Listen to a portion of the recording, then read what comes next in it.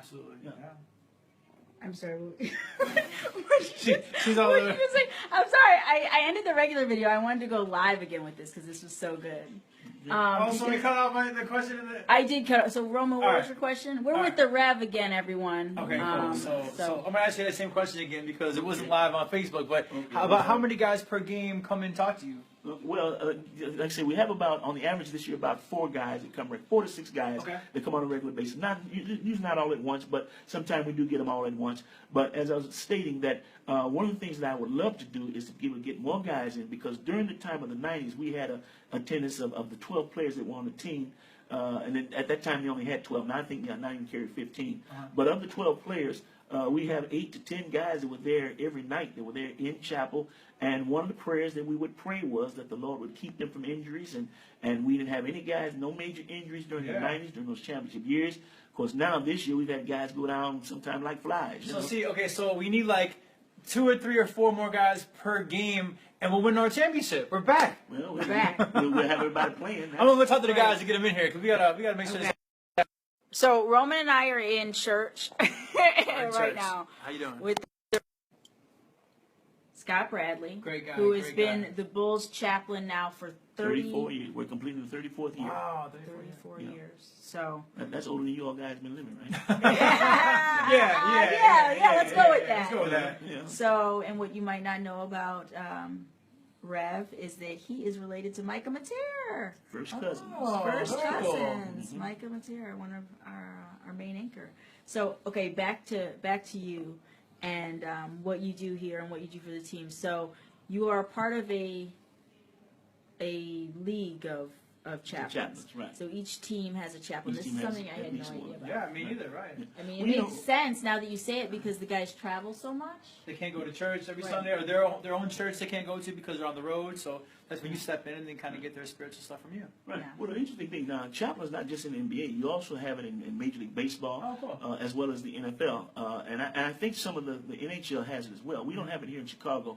I was approached about that by some of the NHL, the Blackhawk players. That's why there's so many fights in hockey because they don't have this. They don't have the it. clarity They need of prayer. a reverend. They need prayer. Of course, I couldn't tell them to turn the other cheek if they get battered. Right. Let's see what happens. But I want to tell an interesting story about 91. Now, 91 was when we won our first championship. And you had the archival footage of me praying with the team after we won the first championship. I'll tell you how that came about. The preceding years, we had always get to close to the conference finals, and then we get beat by Detroit. Yeah. Detroit had a reputation of being bad boys, you know? Yeah, and I remember that. I hated Detroit. Yeah. Hated Detroit. Yeah. Bill Lambier was Yeah, Bill Isaiah Thomas, Bill Isaiah Lambier, Dennis Rodman was Yeah. part of that Yeah. squad back Yeah. in the day. Yeah. Right. Okay. And we could never get past them. But this particular year, 91, the tides were about to turn. In fact, on paper, we were the best team that year. And I remember at the beginning of the season, some of my chaplain attendees that time were Horace Grant, Scottie Pippen, Craig Hodges, Cliff Livingston, Scott Williams. And I said to them, since we're projected to win this year, I said, I want you guys to make me a promise that I would have the opportunity before you pop champagne bottles and all that kind of stuff. Let's send a positive image. Let's have prayer.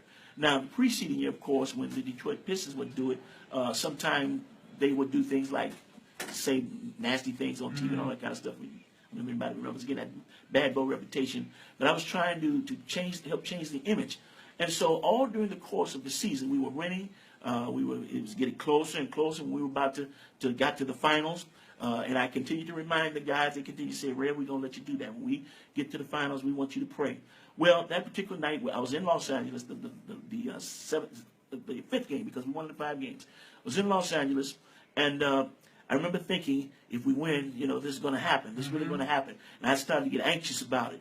And as the game began to conclude, I went down into the locker room to wait on them, because I knew I probably wouldn't be able to get in right with them right afterwards. So I waited in the locker room for them as they came in. And as they came in, they huddled up. Horace Grant looked at me and nodded. Craig Hodges quieted everybody, and Horace Grant looked at me and nodded. And I had in my mind, I said, now how should I do this? I said, should I get one of those good, fiery, sermonized type of prayers, or should I be calm and subtle? And about that time, Phil Jackson looked at me and said, let's do the Lord's Prayer. So that's how we did that. So we went the Lord's Prayer, which was probably the better way to go, as opposed to me firing up and preaching the place down, Right, so we did the Lord's Prayer. And that got such positive reviews that I was aware of all over, because they seem to remember the image that the Bad Boys had projected. Right. And now to see this team now, which is now a world champion. And I understand that 84 million people all over the world saw that. I even had people tell me that one particular person was telling me that they were on a cruise out in the Pacific Ocean, and they were watching it, and they saw this out in the middle of the ocean. Crazy. So all over the world, people saw that image of the Chicago Bulls was epic, huddling yeah. in prayer after the first championship year. That's great. That's awesome. What a great story. I And didn't you were know in the that. middle. Yeah, I know. And I saw the video. I'm going to post the video because you sent it to me. You sent me the link. Yeah. Or you can also put it on YouTube. I have to get Rev. my microphone on and everything. But what a great story, man. It's so good to talk to you and get to know what you do. Great It's to awesome. great to talk to you again and get to know what you do. And I'm gonna definitely post the video of you in the huddle because that is some iconic video. Yeah, it's a 'Cause milestone. we all know how that turned out. Send that to But me, this is too. Send I that to will. me. don't I'll have send it that. to you. Yeah, that's cool. This is the fancy chapel Yeah, this is the room. This is where it all takes place. where it all takes place. It's all right.